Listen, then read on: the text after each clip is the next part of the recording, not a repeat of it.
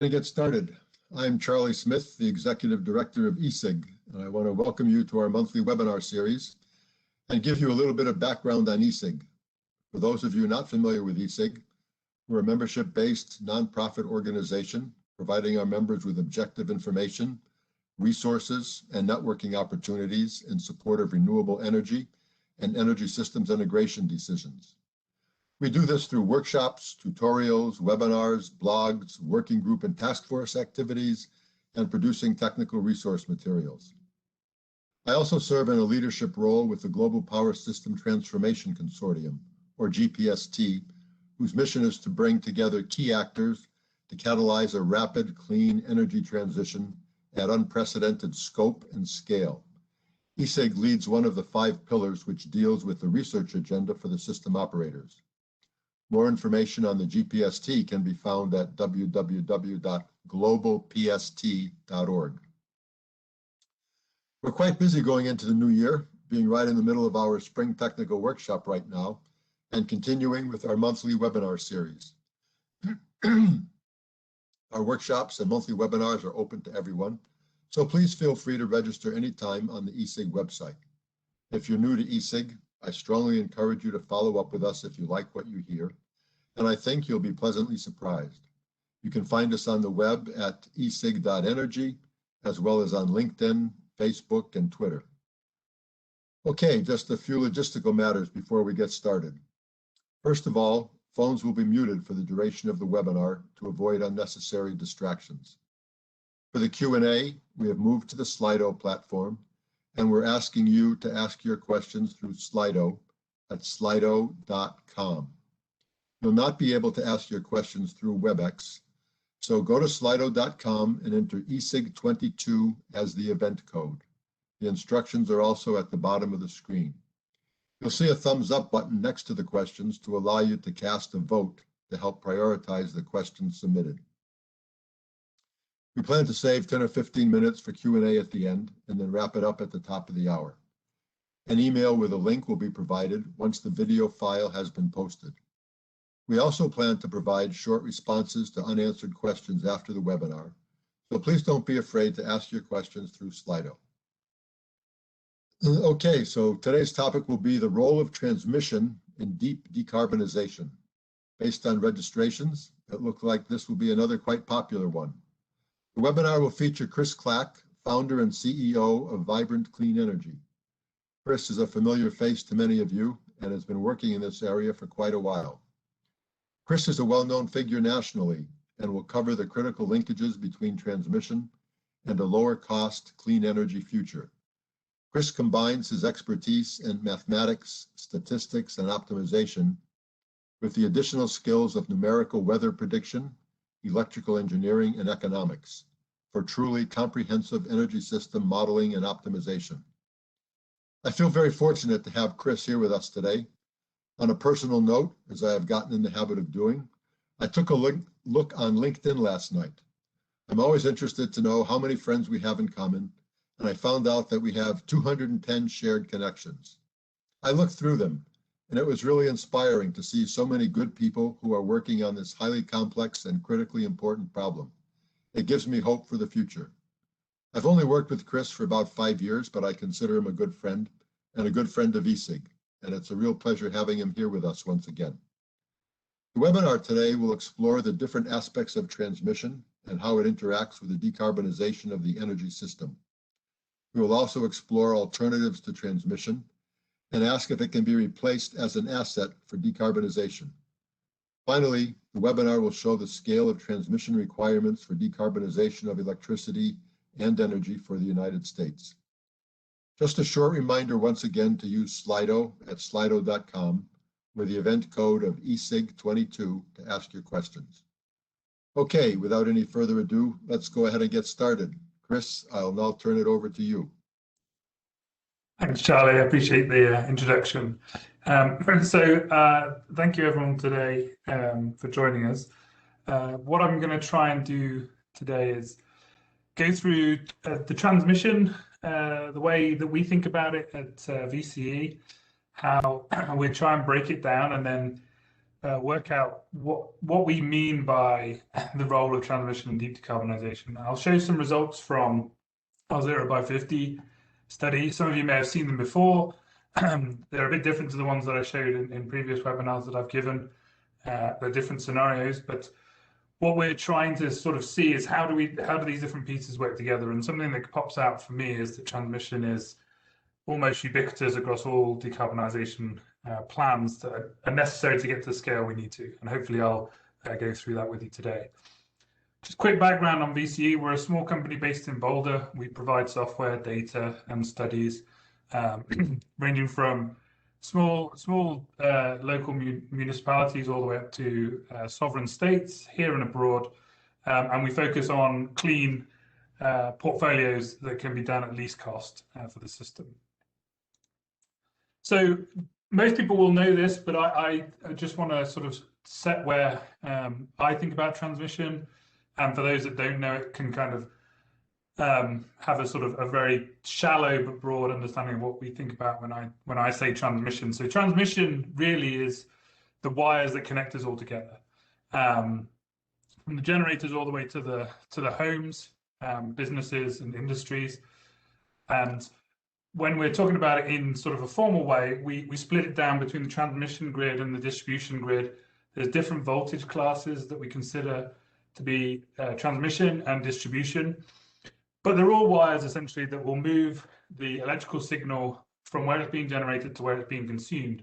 And it does this instantaneously or almost instantaneously across the synchronous grids. And in the US, we have three, the West, the East, and then ERCOT, which a lot of you may have heard about in the last couple of months.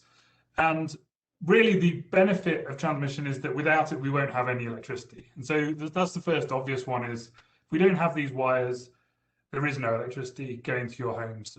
So we have to have them. And what we're trying to piece through here is, do we need more of it to decarbonize? Do we need less? Do we need different types of transmission? And really what I'm talking about here is everything on the transmission grid. The distribution grid is slightly different. I've done different discussions about the distribution grid. It's much more difficult to model. There's many more lines, much lower voltages. But the distribution grid is slightly different to what I'm going to be talking about today. But I will touch on it a little bit throughout. What I'm really talking about is anything 69 kilovolts and above, which I talk about being transmission, and really I'm talking about high voltage transmission. And a lot of it I will mix up between HVDC and HVAC, which is direct current and alternating current. The main differences between those two is everything we use today pretty much is alternating current generated. And DC is this very old technology, but it's had a modern revamp, which allows us to send things at much, much higher voltages, much further distances, for many reasons that I won't get into. And so we're really going to focus on that and how is that going to be used to help us decarbonize the grid. So here's a map of today's electric grid in the US. The blue lines are the transmission lines, so anything above 69 kilovolts. In fact, I think it's everything above 138 in this particular image. But then we also have the generators linked on it as well, with the different colors for the different types of generators. And so hopefully the first thing you'll notice is all the big generators, the coal, the nuclear, black and purple and gray, the natural gas, they look like they're always at the end of one of these lines or in the center of one of these lines. And that's not a coincidence. That's because transmission is to move the power from where it's generated to where it's consumed. What you'll also notice is there's big open white space where there isn't any transmission currently. And as we go on, hopefully you'll start seeing there's places where if we move to a cleaner grid, there's going to be a resource where we currently do not have transmission at all, to a large extent, maybe distribution, but not transmission. And also we will talk about there's weaker grids and stronger grids, meaning that you can do a small perturbation in some areas and the grid will be completely fine. The generators and the transmission will be able to respond. And in other areas, it will cause more disruption. And all these things are solved problems. And there are many people much smarter than I who have been working on these many years. The difference here now is that we are essentially going to have to reinvent the electricity grid over the next 30 years. And we want to do that, I would think, in a way that is the least disruptive and the most efficient in getting to our goals.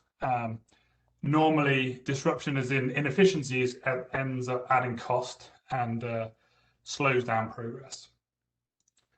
So I've shown this slide many, many times, and I have these two buckets. One I call low cost generation, which I think will be the workhorse of the future electric grid. And then we have what I call flexibility resources. And really, flexibility resources is to shift when we produce those cheap kilowatt hours to when we need them. So the capacity we might need, or kilowatt hours at another time period. And every time I write this list out, I always have transmission at the top. And the reason I always have transmission at the top is without it, we can't have electricity. That's one. But two, it always seems to come out from our modeling and other modeling that I've seen to be the cheapest option. And then we always get to the difficulty of it's the cheapest option, except you didn't put on the permitting and you didn't put on the siting, which makes it almost infinite in cost. And they're the things that we would obviously want to focus on. I'm not really focusing on that too much today. What I'm really focusing on is the technical aspects of why it's so much cheaper from our perspective, why it adds so much flexibility over the other resources. The other resources are desperately needed as well, but they will link into the transmission. They're not in a void without transmission. All these other ones in the flexibility resources need transmission to operate.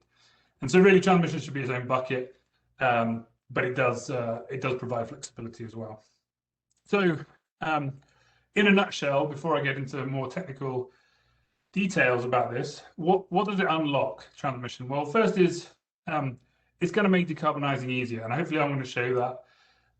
Hopefully it makes sense to most people on the webinar, in the sense that where you need to generate and where you live or where the businesses aren't exactly correlated 100%. So you can't just stick solar panels on your roof wherever you decide to reside or build an industry and then power 100% your resources. You need something else. And there's alternatives, and we'll talk about them. So that's the first thing. The second thing is we're going to be building up demand to decarbonize the grid. And so I really focus on zero emissions for the economy. And so we need to decarbonize other sectors: transportation, freight, heating, buildings, agriculture. All these things need to also be decarbonized. And the main way we know how to do that is through electricity. The other aspect the transmission gives us is reduced electricity costs for customers. And what I mean by that is if you can move the electricity around, you can also, in some sense, move the load around. And what I mean by that is you can have more smooth peaks. Coincident peaks become more spread out. And what that allows us to do is pool our resources more across footprints and then diversify, they call it, the demands. And so that's why MISO exists, that's why SPP exists, that's why PJM exists to some extent. They're all to reduce the burden on individual utilities, to move around different generators, and to reduce the cost for the customers eventually. Added to that, we get enhanced reliability. You can bring resources that are far away from where you are closer to you. And by doing that, you're allowed to get more reliability. And if you put it into a network, you can pull from more locations, and then later on at some other time, you can sell to more locations. Reduction of curtailment is another, what I think of as a standard benefit of transmission. If you connect to more customers, you can sell to more customers. And so if you can do that, you don't have to then curtail if someone doesn't want to buy it. You can just shift to another customer. One that's a bit more difficult is the increased storage and DER integration. What we find is distributed generation is great, works really well. You'll get to a point where you'll have excess to your distribution grid. You'll need to push it to the transmission grid. And if you have a better transmission grid, you can then integrate more distributed energy resources and spread it out more. And so you can actually get the double benefit of having more DERs. And the same thing for storage. Storage actually can assist transmission and vice versa. The reason we think of this is the transmission line ratings that can happen when it's hot. The line ratings go down. If you have storage, you could use the storage as transmission, wait overnight to ship the power when it's cooler, and make use of your lines more effectively.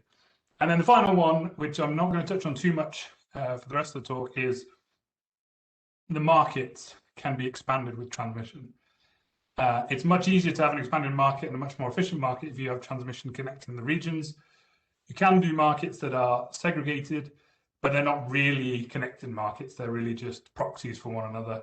And it'll be virtual bidding, which is a different thing, but a really robust market will need more transmission. And we've seen that throughout the different LTOs in the US of building out transmission being beneficial to make their markets more robust. You don't have to trust me on whether transmission is useful. Many studies have come out or are coming out that show the benefit of transmission all the way back to 2012, and there's many before 2012. These are just some highlights showing that interregional transmission really saves a huge amount of money for the customers. A recent one from MIT, from Patrick Brown and others, as well as the Net Zero America by Princeton, led by Jesse Jenkins and others, show transmission really is ubiquitous to the solution. You take transmission away, you either cost a lot more money or you can't even solve the problem in certain regions. And so for those reasons, the role of transmission really is enabling deep decarbonization. That's what the crux of the answer is. Transmission is the enabler of deep decarbonization, and that is its primary role. And then there's other benefits to it as well, which make it one of the cheapest. So how does it do this? Well, one thing that I think is mostly obvious is wind and solar are very, very cheap today. And I've got a Lazard's plot from 2017, so obviously costs them, again, cheaper than now. But what we can see is already by 2017, beg your pardon, wind and solar were cheaper than the other technologies on the grid, production technologies. And they've got cheaper still, and these are unsubsidized, I believe. And so as they've got cheaper, you would say to yourself, why would we ever build anything else? And I think that's a fair question for some technologies. But the real reason is because they're variable, and because where we can build them cheapest, they are very correlated. So this is a wind map of the US, a capacity factor map. Put the bar on the right-hand side to give you the scale. And what we're showing here really is that the wind is dominating certain regions of the US. And so if I just plonk down where Denver is, that's where I'm located. This is where most of the wind resides, sometimes called the wind triangle, the wind basket, whatever you want to call it. But that's where a lot of the wind in the US is produced. We do have offshore wind resources. There is little pockets of wind elsewhere. I'm not denying that. But what I'm saying is the most productive area for wind is in the Central Plains. There's a couple of things with that. One is that they're very correlated with each other because the same wind patterns that cause the wind to be windy in those locations. But also, it's not where most people live in the United States. And so we will need to move it. But if we're going to build the cheapest wind, which is where we should be building it, obviously we have to move it from where it is to where people live. If everyone then thinks, okay, well, let's do solar instead. Well, that's true. Solar is different. It looks different. But again, the biggest solar regions are in the west, or the southwest predominantly, and the southeast. Southeast isn't as good as the west in terms of production, but for the US at least, more people live on the west coast than they live on the on the east coast rather than the west coast. But also, the US is quite wide, and so that west coast solar is actually really beneficial for the east coast because as the peak load is occurring on the east coast, the solar is very, very, very powerful on the west coast. And so you've got those disparities too. And then the final thing I wanted to point out here is that the load centers are actually very concentrated. So this is something that doesn't get talked about too much with the transmission planning, is that we're moving all these distributed, if you will, or sparse resources, and we're concentrating them all into small pockets around the US. The East is much more populated than the West, but we are really needing to move the power from wide regions into very localized and tight regions to move the power around. And so transmission is the main force that we can do that by. We can pool our resources together in sort of sparse regions and then funnel it into these dense load regions as well. The other thing that transmission buys you, and this is more of a sort of a national look of why transmission is important, is the interannual variability means that things are going to change year on year. So on the top here, I've got 2020 estimated capacity factors for the US, and on the bottom, we've got the difference of that annual capacity factor to the last 8 years. And so on the left, we've got wind, on the right, we've got solar. The first thing you notice for solar is the west was very, very bright in 2020. As the drought intensifies, and this will get worse over time, and the east is lower. And that will continue until the end of the drought, and then it will flip. But that's the first thing, is if you've got transmission, you can move between these high and low resources quite easily. For wind, it's a bit more noisy, but you can see regions of high and regions of low wind for the last year. So this is a full year difference, and it can get much more noisy. But the idea is that transmission can actually move between these different regions, and if you can connect them together and plan for these variabilities, you can actually harness it rather than it being your enemy. And the reason you can do this is that it's not actually random what's going on in the atmosphere. Climate change has made things a lot harder, but generally everything is driven by the Earth-Sun difference and Earth-Sun distance and the solar irradiance that's hitting us. So as you get to larger and larger scales, the variability would drop. If you've ever seen one of my talks before, I've shown this plot many times. But what we can see is as you go to small, the y-axis is what we call variability, x-axis is the area that we're looking at. It's in logarithm on the x-axis. As you go to larger and larger scales, the variability drops. It never gets to zero because there's variability on the Earth-Sun distance as well as other effects in the space weather phenomena. And as you get to smaller and smaller regions, the variability goes up higher and higher and higher. And the reason for this is that in one location, the weather patterns are larger than you are. And a way to look at this even longer term rather than a couple of years, we've got 115 years of data here, all shown on top of each other, so it's very noisy. But if we move from left to right, I'm showing the variability, or you can see the variability rather of the resource. And so here we're just hypothetically putting wind turbines or solar panels everywhere in the footprint, which is just a simple test on variability. On the left, we've got Maryland, in the middle, we've got Texas, and on the right, we've got the whole US. And what we'll see is the range of differences between each day of production shrinks as we go from the small scale to the large scale. And that's what transmission buys us. It buys us what people call the spatial diversity or the geographic diversity. I think of it slightly differently. I think of it as we're storing the energy. We're using the atmosphere as a battery and we're allowing it to move around, and we're planning based on our physical knowledge of that atmosphere. And the transmission is just allowing us to tap into it at different locations at different times. That will create overbuild, not the overbuild that some people think of in terms of curtailment and clipping. I'm thinking of overbuild in sort of, they're not in the most productive locations all the time, but they back each other up and they reduce variability. And that's what I think about in terms of overbuild. One more thing on the variability is, as you go further away from the site, the variability drops. Should never drop to zero, but energy is accumulated at different time periods as well. And so you can use these different knowledge bases together to actually put it together in a machine, let the machine learn from that, and then extract results and predictability that humans can't do on their own. You need this sort of computing power to be able to look at all these different variables and see through to the other side. There isn't an A to B mapping directly. So that's kind of the renewable side, which is, in my opinion, going to be the workhorse of the future. Up to 80% of the generation around the globe is what I think we'll get to.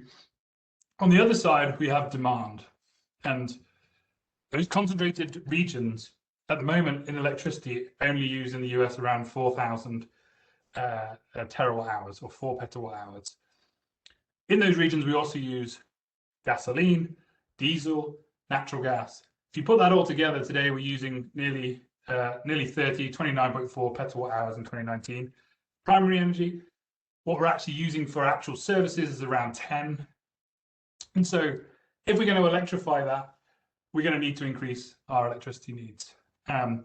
For me, when we do this modeling, we go from around 7.5 up to around 11. If you compare that to end uses, for 2 of those, that's lower than today in end uses, and then for 1 of them, it's higher than today's end uses because of expected growth. But on the left-hand side of those columns, I've done it in red as well, which is the reduction in primary energy. And so we're between 60, so 2/3 and 3/4 reduction in primary energy. And so when we think about this, no matter how we play it in VCE, we see energy demand on the electricity side going up substantially. And of course, there's massive margins for error on all of this. And so how does that affect transmission? Well, first, we have to move a lot more electrons, definitely. Even if we had traditional generations of coal, gas, and things like that, we're going to need more transmission.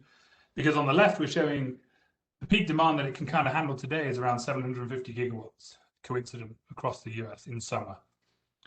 By 2050, what we're estimating in some of our scenarios is basically 1,300 gigawatts in peak in winter, and then 1,200 peak in summer. So almost doubling the peak and moving it to winter, but then we've also got this huge peak in summer to deal with as well.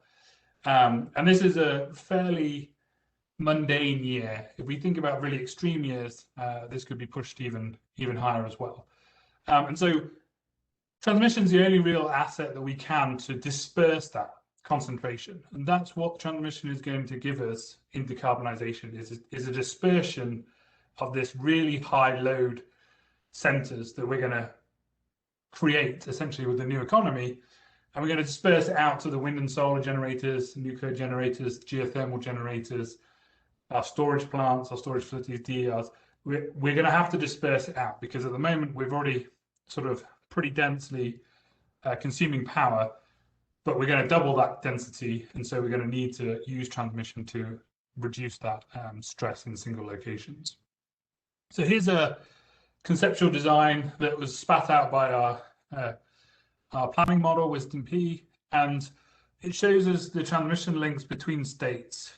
We're at the moment going through a siting algorithm where we're going to site these along either interstate highways and or railways to put them underground, hopefully. But the main point of what we're seeing here is if you ignore just the lines that crisscross the whole country, what you'll notice is, first of all, the interconnects are connected, but there's a lot more transmission build out within the interconnects than there is across the interconnects.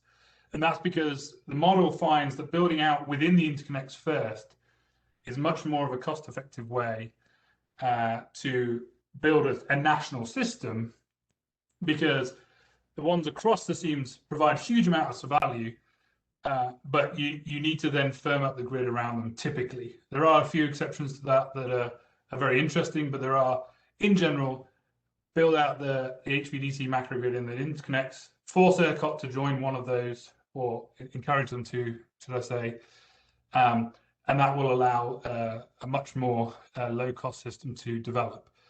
And you can see the similarities between some other studies here.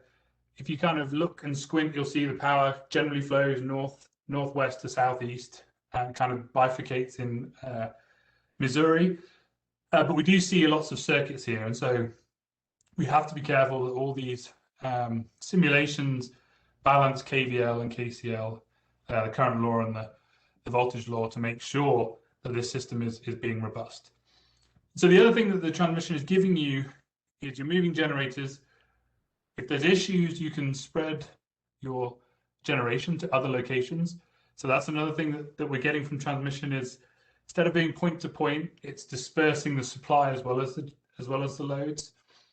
And you're able to pull from multiple customers. There are a few locations where there's only one HVDC overlay here, but most of them have more than one connection that can pull or push to different locations around the United States. So I just want to spend a couple of minutes during the talk to talk about how it might help or benefit extreme events, as they've been on our minds recently if we're thinking about Texas. And so what we did was we did a quick study on what would happen if we just connected a 3 gigawatt line from ERCOT to SPP and a 3 gigawatt line from ERCOT to MISO. Each line cost around 1.2 billion in capital, and we're going to be focusing on this time period that I've put on the bottom left on the load, where we shed a huge amount of load in ERCOT. Would these lines do anything? Would they help at all, or would we just be spending money? So the first thing is, yes, it would help. Second thing is, no, it wouldn't solve all the problems. There's many problems. But what could it do particularly for wind and solar? So the first thing is, if we had had those two connections, when the wind hit its lowest point in ERCOT, we could have added 2,400 megawatts of wind into the ERCOT grid from SPP and MISO, and we could have added another 1,200 megawatts at the second lull a couple of days later. And so hopefully what you can see here are the different colors of the different ISOs, and we're just using EIA data here. We're not using projected data or anything like that. We're just saying, if we built out the SPP wind and solar, the wind and SPP and MISO, could it help? And so over this window, it's about half a terawatt hour of a different additional production that you could have pulled into MISO. You also would have got 2,400 of wind on its own and 1,200 of solar. 1,200 at the later period. And what's important about this is there's a total of 6,000 megawatts that could have been imported. So you could have brought in other entities, help blackstart resource if needed to be, and stabilize the grid in multiple locations as well. So the answer is that with this really quick and simple analysis, the correlations, even in those wind regions that I pointed to before, which is why we're only testing those two because they're the most correlated, the wind has a lag time. And so you go through the different regions and you actually can use that to your benefit. The second piece here that I just want to mention is if the resources had all been fully winterized and didn't go down, we could have got 643 gigawatt hours from SPP and MISO, but also the wind in ERCOT would have been much, much higher as well. And it would have covered quite a considerable amount of the ERCOT load. But we do still see those low points, but I will just point people to those low points. We're seeing a much shallower trough, and that's just connecting to two very correlated regions. I won't spend too much time on it. There's a white paper coming out tomorrow from VCE on this, but essentially what we're trying to just show here is a simple two lines connecting into ERCOT, connecting much stronger to two other regions, could have really helped with the extreme event that occurred. I'm never going to say that it will fix all of it. We never need other resources for that. But it would immediately have made it much, much less painful for those customers in ERCOT. So the final thing I want to talk about before sharing a couple of results for the last 10 minutes here is to talk about, can we build something else instead of transmission? And that's a really good kind of concept to me, is what is the delta between building this transmission and doing something else, something novel, something unique that might come along. So I decided to do a very simple example here. So I can't stress enough that this is very, very, very simple analysis, but it was trying to get a feel for how close other technologies are. So I took from our 0x50 study, California, and it built around 10 gigawatts roughly of HVDC capacity in and out of the state to different regions. So we see these very large tails, very steep tails, should I say rather, of not very often used capacity. And what I did was I trimmed off 3,000 megawatts, which is quite a large HVDC line, but within the realms of possibility. And so around 100 hours of the year, you wouldn't be importing power, and then about 80 hours, you wouldn't be exporting power. And so I said, how much does that cost us to have that 3,000 megawatts of capacity, one? And then what would the alternatives be? And so I'm assuming here that all the power that's coming in or leaving California is being consumed directly by the neighbors, not by the network and going somewhere else, which is a big assumption. And we're also not thinking about it being part of reliability. We're just purely looking at what would be the cost of the energy.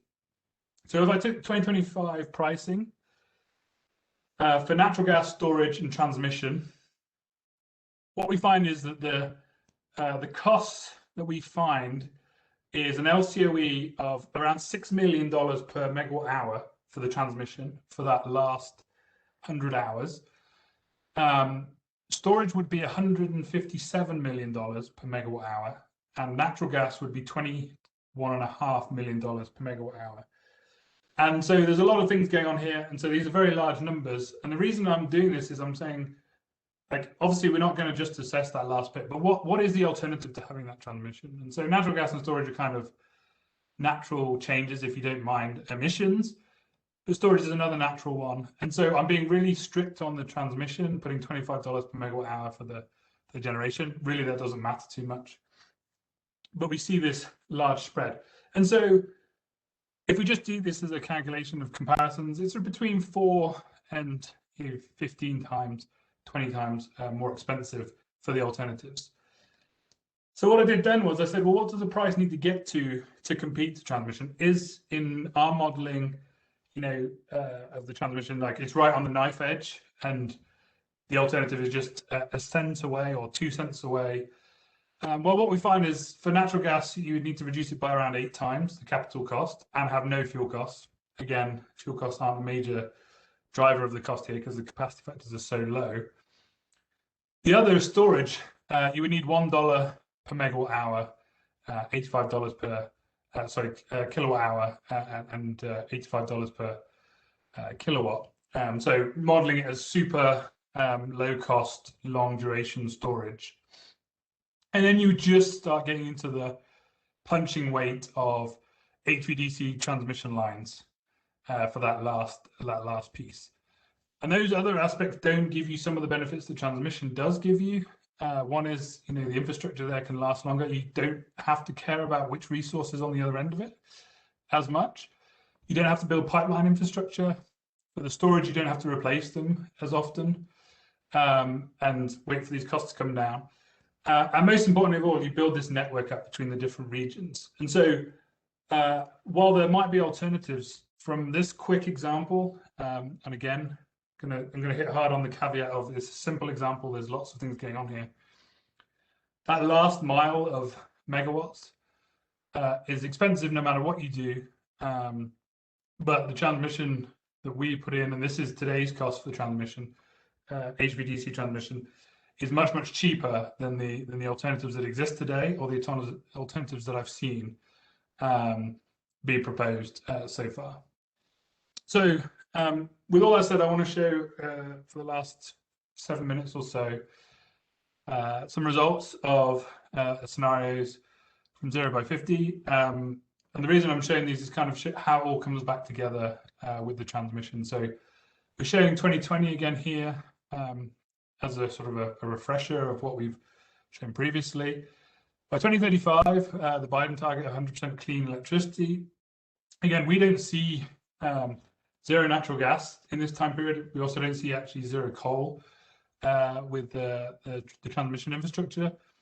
And that's purely around resource capacity, assisting the grid to reinvent itself and keeping the costs at a minimum. Of course, we can go faster.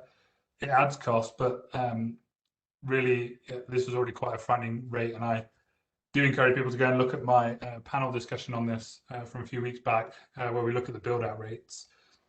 And then by 2050, we do remove almost all natural gas, if not all natural gas. There are maybe a few GTs sitting around. We built a lot of new nuclear. We built a lot of wind and solar.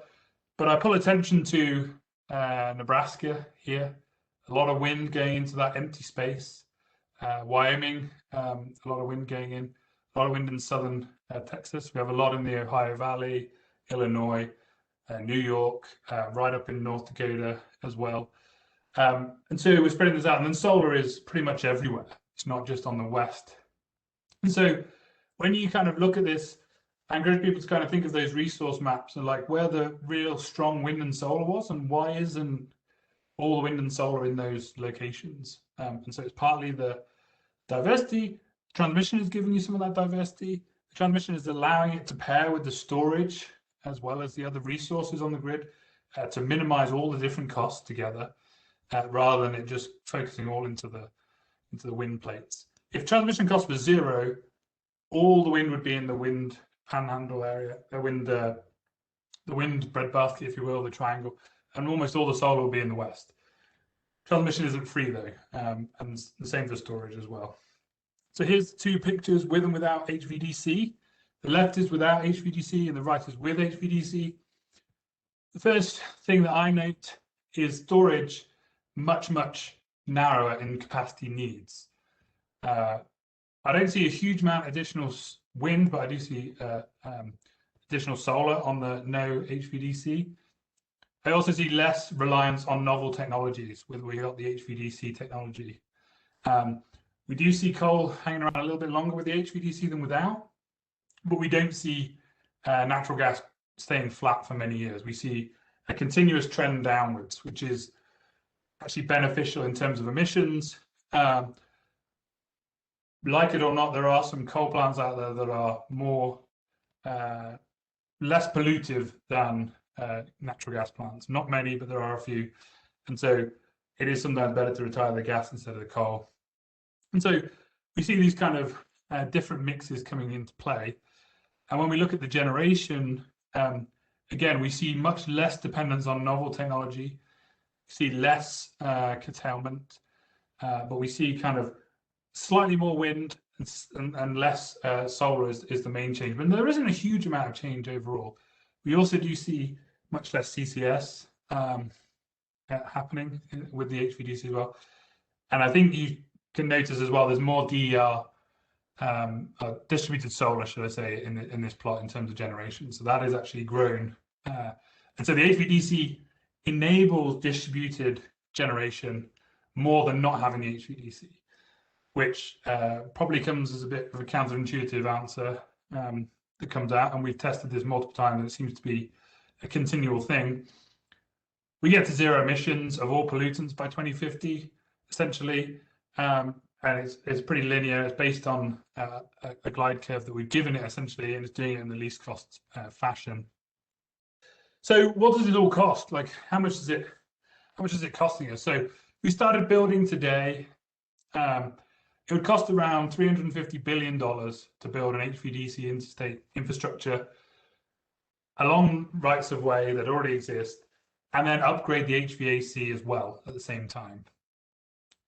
The delta between those two scenarios that I showed you, it didn't look that huge in terms of capacity and generation, actually is quite a lot of money. It's around $1 trillion in difference in cumulative spending. And so you spend 350 billion to save $1 trillion. And so the net is around 750 billion, and the break even is around 2040. And I'm sure if people actually started building an HVDC system, we could accelerate that. That's based on the cost of HVDC not changing between now and 2050. And I could easily see it happening 5 years early if need be. So what does this look like? And I apologize, I've still got a typo in here of it being 95%. It says 100% decarbonisation. My templates just haven't updated, and I keep forgetting to. So we've got business as usual, clean electricity at 100% clean, and then economy-wide clean 100%. And so by 2025, obviously not much has happened. We know that it's going to take time for things to happen. By 2030, there isn't a huge amount. We're spending most of our time retiring, upgrading the distribution grid, and spending some money on augmenting the RTOs that exist today. Then by 2035, we're seeing a big boost in the spending and the build out that's coming online by 2035. That's still quite quick for transmission. And then finally, we see this kind of linear uptick that's occurring, particularly in the economy-wide scenarios, where we get up to around 400 million megawatt miles of additional transmission compared to today. And today we have around, I think, 300 to 350, depending on estimates, of current transmission. I have 152 million here, and that's not counting certain things. We only counted down to around, I think, 238 or 138 maybe. So we're not counting all the way down to 69 kilovolts. So a big increase, at least a doubling or a tripling of transmission needs to enable decarbonisation. We don't have this, we don't get the decarbonisation we want. One, we don't have the HVDC and we do it all with HVAC and we don't do the macro grid. We're spending an extra $1 trillion. If we don't do any upgrades in transmission, if you look at the grey here, the grey is just to build out the grid, business as usual, the existing laws, everything else. We're already kind of building quite a lot of transmission just for that. If we don't do that, the models we run don't solve. We can't get to where we need to go in the next 30 years. Final couple of slides is just dispatch by day, showing how the system's working, showing that really there's a lot of aspects that go into a grid. The transmission is really enabling us to unlock more renewables, allow us to use novel technologies further away from consumers, allowing us to deploy storage much more effectively using much less materials. The least of everything we can build is the best, because we're using Mother Nature's resources. The less we can consume, the better, and the more we can recycle, of course, even better still. But it's not just about the cost, it's about the resources that we're consuming and the precious resources we're consuming to make this grid work. We still have curtailment. There still is opportunity for industry to come in and use that free electricity. And we are using demand side management, we are using distributed storage, we are using hydrogen, we are using ammonia, we are using all those sort of novel technologies that I would naturally think would diminish the need for a national grid. But even with all those in there, and they're all being used and all being integrated within the model, the electrons moving around is still the most cost-effective method that we see of enabling that to happen. Finally, if we just look at a high system strain period, we're seeing how the system's coming together. The load curves looks quite smooth. We're not curtailing too much power. We're not over-generating too much, and we're using the storage diurnally in this big pattern and dispatching it when we need to be. And then there is a small amount of CCS and hydrogen turbines, call them natural gas combustion turbines, but they'll be converted to hydrogen, and they're also being used, dispatched on this grid. But the thing that we're doing is we're using the least amount that we need to keep a reliable system that doesn't go down for any of the 5-minute periods across the whole footprint. And then a final image here. What we're trying to show here is just the transmission being used, and this is where we've not actually built across the seams of the interconnect, apart from in ERCOT where we've made it join. Well, we actually didn't make it join the west. We just said pick whichever one was the most cost effective for you at that time period, and so it joined the west. But we're building out infrastructure within the interconnects. If it goes white or transparent, it means that in that county is exactly balanced between load and consumption. Any other color means that it's in excess. So if it's brown, it means it's in excess of load, i.e. it's importing power. And if it's one of the generation colors, it means it's exporting power. So there's transmission built in here, and then we're just showing the interstate flows between the states, and we're just showing it hour by hour here to kind of give people a picture of how dynamic this system will be, and how much the transmission is being used here to balance things. Now, imagine if none of that transmission was in existence.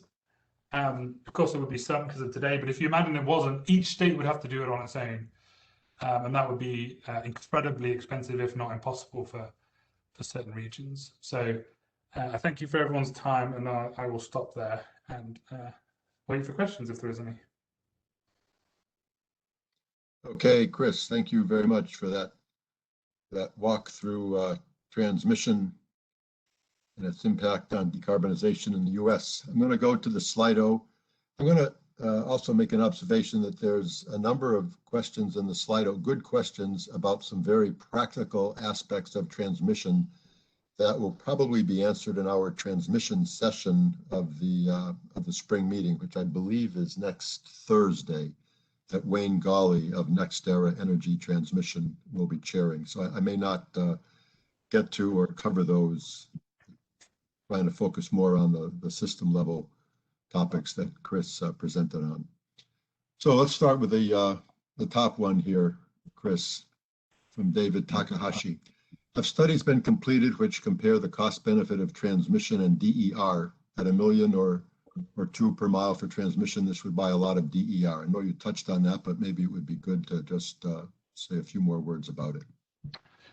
Yeah, so when we've upgraded our model to do a lot more DER co-optimization or distribution co-optimization, we actually find that the transmission enables DERs, as the question has alluded to.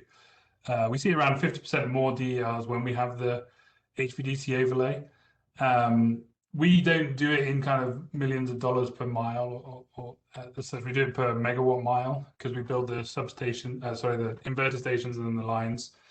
But I think it's around $5 million a line. As we reduce the cost of transmission, the trade-off shifts towards more utility a little bit, but not by much. The DERs kind of come in because you're saving a lot of money in the distribution grid itself, and that's where we get most of the benefits from the DERs.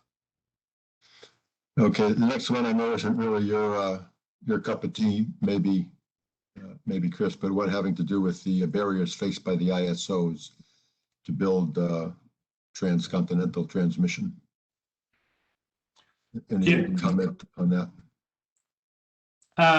So, yeah, the main barriers is really cost allocation on one side, and then the other side is obviously siting across the states because they have to cross multiple states. I think if we can sort the cost and the technical benefits out, the permitting will be made easier. It's just being able to explain that having these transmission isn't about moving the power past you. It's about reducing the cost for everyone. Okay. There's one on the cost trade-offs between transmission and storage. Transmission costs are going up, storage is going down. Are we heading towards an inflection point where storage will be the more economic option? If we can get storage to $1 per kilowatt hour, yes. Okay, I guess we got a ways to go. Yeah. It will always close the gap, but what we've found, with not being so flippant, is that they actually help each other rather than fully hinder each other. So of course there's competition, but when we've seen it, they're more collaborative in how they can be deployed rather than just being in direct competition with each other. Yeah, and I think your point also about the long distance nature of the transmission and smoothing out the variability by moving it to where it's needed, it's also relevant in that context. The green hydrogen as a conveyance rather than wires, have you modeled that? What did you find? We did. We found that we can make hydrogen for around $1.50 a kilogram. It builds pipelines to move them around. It pumps them into the natural gas pipeline as well, but it doesn't supplant the transmission. We found the inverse. We get more transmission being built because we're moving. It's a trade-off again. We're moving electrons as well as the hydrogen around. Hydrogen's really expensive, depending on how you store it, depending on how you move it. For the infrastructure, and of course as those costs come down it will get better, but the most cost-effective way to use an electron is to use it straight away when it's being generated. Any way of storing it either chemically or through creating hydrogen or other bonds will be more expensive, and that delta will get smaller and smaller over time, but of course it will still be needing transmission. And so as you need transmission anyway, you'll find the economies of scale still applying. Well, let me ask a related question, Chris. In your modeling for this work that you reported on here, how does the interplay between overbuilding the renewables and the curtailment and the presumed price of hydrogen production interplay there? I mean, do you assume that the cost of hydrogen is going down and compensate accordingly by building excess renewables to produce hydrogen to clean up the last 10%? That's a question that keeps coming up over and over again. Yeah, so the model is fully endogenous. So we give it cost curves of electrolyzers and the infrastructure. But basically we're allowing the model to decide, does it build more hydrogen to decarbonize buildings, for example, or does it electrify buildings, things like that? And so it's constantly competing. But what we find is we don't really get negative prices after 2035 in any of the markets, because they're all pretty much mopped up by other entities like hydrogen and others, long duration storage, things like that, using that lower cost electricity to produce it for other time periods. So we see it being kind of this constant evolving system, that as you build more renewables for electricity demand, some of it gets used, but then sometimes it builds more for just the hydrogen itself, so that you don't have to build another technology for something else somewhere else. And so that's why we see that interplay of more transmission as well. Yeah, I think your Texas work in the last couple of days piqued some interest here with some practical questions about MISO and SPP support for ERCOT, and when they're both in emergencies and had their own problems. So what's your perspective on that? Could you have accessed any energy from farther away? Yeah, well, we could have gone further away. MISO and SPP had their own problems. That's why we used data from actual production that they're doing. MISO had less issues, more of it was transmission constraints, so they would need more transmission. SPP, they didn't winterize as well further south, and so they had some of the same issues that were hitting ERCOT. And so, of course, you can get much further afield. That would be better as well, but we wanted to do this simple. Using just the data that was actually produced, we scaled that up, would they be able to have helped? And of course, ERCOT would have been able to help earlier as well, as the cold weather was hitting SPP and MISO before ERCOT, and so it would have helped with those issues as well. It's not just a one-way street with the transmission. ERCOT earlier could have helped MISO and SPP, and then they could have returned the favor later on. Okay. Question a little further down on, are renewables still cheaper when we factor in transmission costs? I think you looked at that in the overall proposal, but maybe you could just go over that again. Yes, they are, depending on how far you move it. But yeah, if you take wind from, say, northern Montana as an example, and move it to Florida, you are about on parity with the Florida wind. And so that's a long way to be moving wind, and there's better wind in between as well. So what we've seen is, yes, they are still quite a lot cheaper with transmission costs. Okay.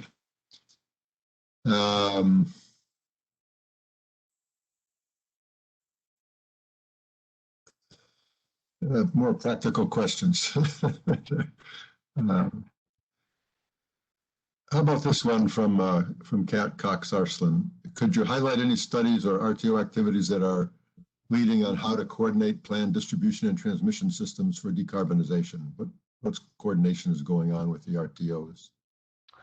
I see some good work happening in MISO. For the different, they've got RIA, which is not particularly around coordination, but they're going to be moving in that direction, I believe. CalISO is probably moving in that direction as well. And there's a few forward-thinking utilities that are moving on that. I see a lot more activity abroad at the moment, but I think it's going to be here pretty quickly.